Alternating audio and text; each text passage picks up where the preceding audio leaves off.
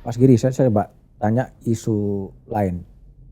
Eh, Banyak buronan-buronan dari yang kabur ke luar negeri, kemudian bisa ditarik balik dan salah satunya adalah yang cukup pemegang peranan Mas Giri ya, Saya dulu kepala internasionalnya KPK Pak, 7 tahun. Kepala Internasional KPK. Ya, Kasatgas lah. Hmm. Jadi saya mengendalikan 2 di sana. Kerjasama internasional tuh pertemuan multilateral, OECD, APEC, segala macam, UNODC. Satu lagi bantuan internasional. Oke. Bantuan internasional itu bahasa Inggrisnya adalah legal assistance, mutual legal assistance. Jadi semua bisa kita mintakan bantuan luar negeri dengan menggunakan pola itu tadi. Baik itu bantuan informasi, menghadirkan orang. Jadi sebenarnya orang ada yang salah Pak. Kalau koruptor itu harus pakai ekstradisi, nggak perlu juga. Kalau kita hanya sekedar mencari keterangan, pakai mutual legal assistance aja. Kita bikin surat, ada kelembapannya, misalkan ada persyaratannya kita kirim. Ini yang selama ini tidak dikerjakan oleh penegak hukum Indonesia. Pakai MLI aja bisa sebetulnya. Iya. Penegak hukum lain kan begitu kita membawa menteri, membawa kepala lembaga, menemui kepala lembaga, mohon bantuan gitu, atau dia menulis surat, itu nggak akan berlaku. Karena yang berlaku menghidupkan investigasi di luar negeri itu yang namanya mutual legal assistance, Pak. Diserahkan dari Central Authority, kalau di Indonesia lewat Kementerian Kumham, diserahkan ke, misalnya kalau Singapura ke Attorney General Department EGD atau CGD ya, kejaksaannya. Di sana dia akan perintahkan kepada lembaga, bisa penyidik, bisa CPIB, KPK-nya Singapura untuk membantu menggunakan kewenangan paksa CPIB untuk membantu KPK. Oke. Kalau dalam kasus pengalamannya Mas Giri ketika menangkap atau memulangkan buronan-buronan koruptor tersangka korupsi di luar negeri, mana yang paling menarik sebetulnya? Yang fenomenal Nazarudin, Pak. Gimana tuh Nazarudin? Kan Nazarudin itu lari itu, dia tuh pintar Pak orangnya. Masih muda, pintar sekali gitu kan, duitnya banyak, dan pola larinya itu cerdas sekali. Larinya cerdas gimana tuh? Ya dia pergi ke Singapura geser ke Malaysia dia pindah ke Kamboja. Dari Kamboja dia sewa private jet lewat Spanyol dia masuk ke Venezuela. Di Venezuela masih sempat bisnis, baru masuk kemudian ke Kolombia. Kita kirim red notice, ditangkap di sana. Setelah ketangkep kita pulangin toh. Nah, untuk mencari informasi sampai ke Bogota itu saya punya andil besar di sana. Gimana tuh? Cuma ini rahasia Pak sebenarnya ini. Gimana ceritanya yang gampang yang Tapi secara mudahnya ketika BlackBerry nggak bisa ditembus, saya bisa menembus di sana. BlackBerry HP? BBM ya, BlackBerry saya tembus. Kemudian yang saya lakukan termasuk saya ke Research and Motion di Waterloo sana segala macam saya lakukan. Dapat, bahkan kita istilahnya mau nyadap BlackBerry pun bisa waktu itu. Ya, kita dapat ketemu di sana. Kemudian karena ketemu lokasinya red notice, terus kita join tim Pak bareng kepolisian karena Pak SBY memerintahkan ini harus ditangkap. Nah kebetulan Nazarudin itu orangnya suka pamer tuh, sudah buron pamer ngirim video pakai topi gitu kan. Nah kita profil. Nanti bisa dilihat di video saya gimana saya pakai topinya Nazarudin yang video itu tadi, sambil pegang HP BlackBerry-nya gitu kan. Ketemu dari situ, oh ini ketemu di Dominica Island gitu kan. Jadi dia lari Pak. Setelah dari Venezuela dia ke Dominica Island. Di tempat kurang lebih dekat shootingnya yang Pirates of the Caribbean itu segala macam. Kemudian dia di rumah villa di sana, dia ternyata nggak sendirian. Jadi ada warga negara asing yang selalu menemani dia, yang memegang uang segala macam. Kita menemukan bukti itu, ketemu, lokasi ketemu, red notice, ditangkap oleh polisi Bogota. Kemudian saya meluncur ke sana bersama teman-teman, bareng Novel Baswedan, dengan Pak Fadil sebagai Kapolda Metro, dengan Pak Ahmad Wiyagus sekarang Kapolda tempat lain, ada Pak Nas Yusuf Kapolda Jatim. Kemudian kebetulan saya punya jaringan di internasional lumayan banyak dengan FBI. Jadi FBI itu rekan baik kita karena kita punya MOU dengan FBI juga. Jadi ketika di sana pun ketemu Robert Mueller Pak, yang legendaris tuh direktur FBI, saya ketemu di ruangannya, diterima gitu segala macam. Itu menguntungkan karena bisa menggerakkan jaringan kita internasional. Karena untuk membawa pulang buron itu harus izin setidaknya 18 negara seingat saya untuk Dalam melewati. konteks Nasaruddin. Iya, untuk bawa pulang Bogota pesawat kalau terbang harus izin di atasnya, Pak. Ke Dakar, Barbados ada izin, Kampala, Uganda itu harus izin semuanya itu. Kalau enggak bisa ditembak di atas langit kita. Private jet itu tadi.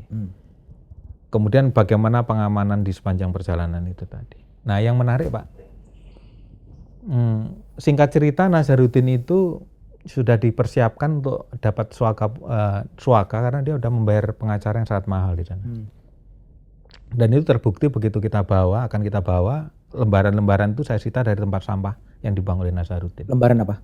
Itu permintaan suaka itu. Oke. Iya. Dia pinter dia, sebelum naik pesawat dia minta mandi, ternyata dia buang itu semua, barang bukti saya ambil itu.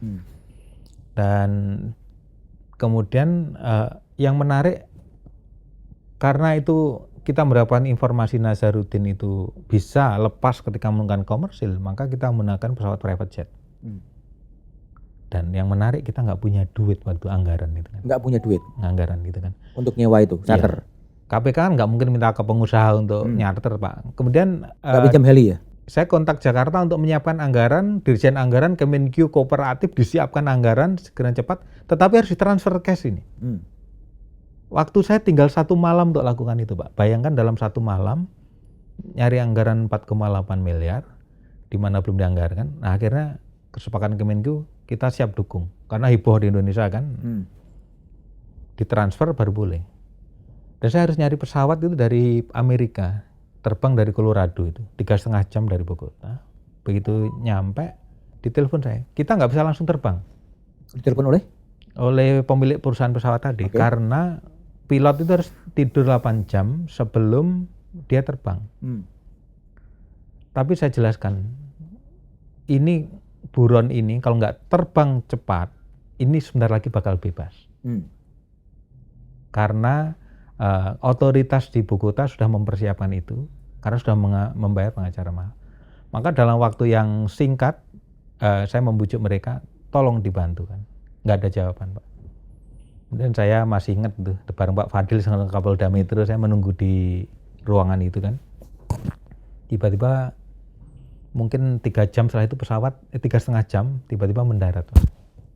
Ada 4 pilot di sana, salah satu itu pemilik perusahaan itu. Dia datang, saya temuin, loh kok kamu datang? Kita terbang kapan? Saya terbang saat ini juga. Dia bilang begini, it never happened before, Giri. But we will make it happen for you, dia bilang.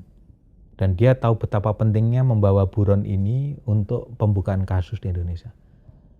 Ini orang merinding saya waktu itu, Pak. Terus kamu gimana nanti tidur 8 jamnya? Kita tidur nanti di lantai saja pakai selimut. 8 pilot senior, kemudian 1 pemilik perusahaan, itu memiliki 2 perusahaan besar, terbang dari sana. Demi untuk kepentingan Republik kita, gitu kan. Nah, kita tenang tuh waktu itu kan. Karena bisa terbang, kita naik. Nasaruddin protes, Pak. Nasaruddin protes? Protes, karena awalnya berpikir komersil, Pak. Kalau komersil kita nggak bisa kontrol di bandara internasional. Kita terbang, kemudian kita harus lewat tuh dari Bogota ke Indonesia itu butuh 42 jam pesawat itu. 42 jam bayangin, Pak. Itu setengah lingkaran bumi, Pak. Dan kita harus melewati Barbados, Kepulauan Barbados, melewati samudra kemudian sampai ke Dakar, kemudian di tiap titik harus ngisi aftur nih. Kemudian ke Kampala, Uganda, dan lain beberapa negara, ke Maldives, baru kemudian ke Jakarta. Itu kan butuh waktu, butuh aftur, butuh izin, butuh pengamanan, bahkan pernah dipaksa turun di Kongo, Pak. Dipaksa turun? Akan ditembak pesawatnya, karena kayaknya butuh upeti nih kayaknya kan. Pilotnya kemudian mendaratkan itu di Kongo. Saya bertanya waktu itu, ada apa? Di luar udah orang bersenjata semuanya. Karena tidak mengizinkan terbang waktu itu. Nggak pernah saya cerita tentang kayak gini sebenarnya. Tapi kemudian saya keluar, pilotnya profesional banget, akhirnya kita bisa terbang lagi. Baru jam 7 malam, yang awalnya kita siang bisa sampai, akhirnya 7 malam baru bisa mendarat di Halim. Dan senangnya, Pak, kasus itu kemudian bergulir, kemudian besar kan, istilahnya membuka kasus, ada menteri terlibat, anggota DPR terlibat, pengembalian aset juga besar. kemudian ada kasus-kasus juga banyak segala macam. Jadi worth it. Tapi saya kembali ke yang tadi Pak, ini gara-gara kurang ajar orang imigrasi ngasih paspor palsu atas nama adiknya, sehingga dia bisa lolos di imigrasi. Kita harus capek-capek seperti ini.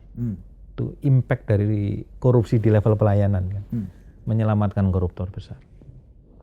Nah pengalaman ini kan, ya saya senang karena saya punya teman-teman banyak tuh di banyak tempat. Nah istilahnya hubungan kita sebagai lembaga penegak hukum itu kuat itu kan. Selain Nasaruddin, siapa lagi? Ada beberapa tapi nggak mau saya sebutkan. Tapi istilahnya hampir semua buron luar negeri kita tangkap karena kita tahu ilmunya bagaimana melakukan itu tadi. Itu apa? Artinya ada andil dari Mas Giri dalam pemulangan buron-buron di luar negeri. Karena kalau kita di luar negeri Pak, penyidik yang jagoan pun nggak akan bisa dipakai. Kewenangannya nggak ada Pak. Karena itu jurisdiksi asing. Maka orang yang bisa memenangkan pertarungan di luar negeri, orang yang paling banyak temannya di luar. Dan teman saya banyak di luar. Gimana Anda bisa punya banyak teman di luar negeri? Anda kuliah kan di Rotterdam. Di Belanda. Di Belanda. Karena saya kerja di UN Pak sebelumnya. Oke. Kemudian sekolah itu juga kayak sekolah PBB. Kemudian saya punya modal untuk membangun trust. Trust ini kan nggak mudah Pak. Iya. Trust itu butuh kejujuran, tapi bukan kayak intel-intel model James Bond kemudian kita melakukan itu, bukan. Penegak hukum tuh bekerja sama dalam koridor hukum, nggak boleh melakukan pelanggaran hukum sama sekali. Pertemanan, kemudian saya ikut hadir di pertemuan multilateral, internasional. Teman saya banyak dan kita hadir bukan sekedar hadir untuk mencari honor perjalanan dinas gitu, tapi kita eksis di sana. Kita berpendapat, punya ide, jadi speaker gitu kan, bahkan saya sering jadi speaker di internasional gitu kan, dan sering diundang sebagai speaker di forum-forum internasional baik lembaga multilateral atau korporasi Pak. Termasuk yang mendesain Jakarta Principle ya. Nah puncaknya ketika tahun 2012 itu saya membuat standar anti korupsi dunia Pak. Namanya Jakarta Principle on Anti-Corruption Agency. Awalnya saya iseng-iseng dengan teman saya namanya Samuel De Jager, dia dari UNDP di Bangkok. Ini kok lembaga korupsi ini banyak mengalami serangan di mana-mana ya. Di EFCC itu kepalanya diancam dibunuh, setelah disuap 150 miliar nggak mau, kemudian dia lari ke Bank Dunia gitu kan, kerja di sana. Kemudian kita menjumpai di Malaysia juga seperti itu kan, diancam hukuman mati ketua KPK-nya. Kita menjumpai di beberapa negara juga mendapat ancaman. Bahkan yang paling serius Scorpion, Afrika Selatan kemudian direduksi, diperkecil kemudian ditaruh di bawah kepolisian gitu. Kemudian kenapa kita nggak bikin standar yang bisa membangun anti korupsi secara standar di dunia? Karena acuannya adalah Paris Principle on Human Rights. Saya berdua nih mengkonsepkan, oke deh kita bikin konsep berdua, nanti eventnya kita lakukan di Indonesia. Maka November 2011 ingat saya, atau 2012, November 2012, kita kumpulkan seluruh pakar anti korupsi dunia, jagoan-jagoannya itu. Terus ketua KPK yang paling legendaris Pak. Ada FBI, ada EFCC, ada MACC Malaysia, ada segala macam. Kemudian yang mengetuai jaringan anti korupsi dunia, Eropa, Afrika Selatan, Middle East, Amerika Latin, semuanya terwakili dunia ini. 45 orang. Kita ngumpul di salah satu hotel di Jakarta. Kita 2 hari bernegosiasi, saya memimpin salah satu sesinya di sana. Kita harus punya standar. Jadi standar itu misalkan mengatur independensi, mengatur tentang suatu lembaga anti korupsi harus mempunyai kecukupan sumber daya dan penggajian yang agar pegawai yang direkrut itu profesional. Jadi bahasanya bukan tinggi Pak. Lembaga anti korupsi harus punya pegawai-pegawai yang profesional. Caranya ya gajinya tinggi lah salah satunya. Gitu. Kemudian yang paling penting ini Pak, bahwa pegawai di lembaga anti korupsi tidak boleh mendapatkan undue influence. Undue influence itu tekanan, gangguan-gangguan, baik dalam bentuk pidana, perdata, dan yang lain-lainnya. Lain-lain itu kayak sekarang Pak, TWK itu prosedural dan birokrasi. Berlindung di balik birokrasi dan prosedural, itu yang paling sulit memang. Kalau mau novel ditangkap jelas itu perlawanannya. Kalau misalkan karena kerugian perdata mudah, tapi begitu ini novel nggak lulus TWK, prosedural Pak, birokrasi, melawannya sulit Pak. Dan itu pola-pola yang baru. Kalau Bapak bertanya ke LPSK, Pak kita sulit melindungi orang yang kita lindungi kalau dia dihukum secara birokrasi. dimutasikan itu. Karena mereka dengan enak ini penyegaran biasa gitu. Padahal itu bisa jadi penyingkiran dan lain-lain. Tapi nasib Jakarta Principle itu gimana? Jadi gini Pak, sebelum ke sana Pak, sempat kita konsultasi sama UNODC, lembaga PBB yang menangani anti korupsi. Namanya Dimitri Vlasis, udah almarhum sekarang. Beliau ini kan direktur yang menggawangi semua isu anti korupsi. Sempat dia begini ke kita berdua, Samuel Giri, it never happen nih, nggak akan itu terjadi. Aku tuh sudah puluhan tahun memimpin perundingan dan resolusi. Kamu mencoba memasukkan isu tentang standar anti korupsi itu sulit rasanya, nggak mungkin. Saya Mas Samuel senyum-senyum aja lah. Will make it happen, dia bilang gitu. Saya kumpulkan itu terjadi, bersepakat, kemudian dokumen itu menjadi Jakarta Principle on Anti Corruption, seingat saya 23-24 November 2012. Kemudian dokumen itu kemudian diadopsi, dibahas di IACA, International Anti Corruption Authorities, gitu kan.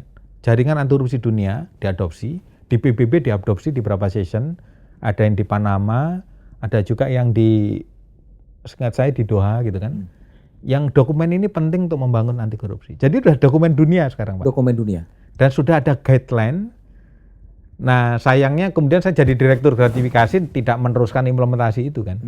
Jadi implementasi diteruskan dan kemudian ada Colombo chapter segala macam yang membahas lebih detail tentang itu. Dan itu mungkin legasi saya yang bisa saya banggakan. Saya pernah membuat standar lembaga anti korupsi di dunia. Dan itu bermula dari saya dengan Samuel saja untuk punya ide gila gitu. Samuel ini orang? Samuel ini aslinya orang mana ya? Dia sekarang bekerja di UNODC di Vienna. Di Vienna. Orang Indonesia? Orang bule dia. Orang bule, oke. Samuel de Jaeger. Mungkin ini orang mana ya? Kalau nggak orang Amerika, mungkin orang Belanda ini. Oke. Dan itu menghasilkan sebuah standar anti korupsi dunia yang diadopsi oleh UN. Dan usia kita sama Pak, sama-sama anak muda gitu. Jadi itu mungkin dunia, mungkin orang nggak mengenal legasi saya di internasional seperti ini. Orang kan mengenalnya ketika saya direktur gratifikasi karena pencegahan, sudah mulai ketemu orang. Jaringan internasional Mas Giri, setelah Mas Giri disebut-sebut nggak lolos TWK, ada reaksi? Orang-orang itu mengenal saya Pak, dan mereka mengikuti setiap pelemahan yang terjadi di KPK. Terus ada respon? Ya prihatin saja Pak, tapi kita kalau kita sama rekan internasional itu isu domestik itu kan kita nggak bisa mau ya? Intrusif gitu ya. Aku bisa bantu tapi ada batasnya gitu. Iya. Tetapi dulu pernah Pak, berkali-kali kalau kita dapat ancaman, kalau kamu butuh perlindungan di luar negeri saya siap. Kamu butuh sekolah atau kamu jadi pengajar di sini kita siap. Jadi ada solidaritas. Jadi misalkan ketika contohnya kita berapa kali nih misalnya meminta perlindungan karena dapat ancaman, itu teman-teman membantu. Kemudian ada bantuan-bantuan yang lucu kadang-kadang Pak. Jadi misalkan, nah aku nggak bisa membantu kamu secara formal, tetapi kalau orang ini, buron kamu ini nanti memperpanjang izin tinggal di sini, nggak aku perpanjang biar keluar dari negara ini. Karena negaraku nggak bisa membantu kamu nangkep. Itu kan menarik nih. Jadi akhirnya di negara lain baru kita tangkap gitu. Jadi ada hubungan informal, hubungan yang good di antara mereka, misalnya investasi yang panjang. Jadi saya ngerasa asik nih. Karena orang-orang di lembaga anti korupsi itu orang-orang yang baik dan asik-asik Pak.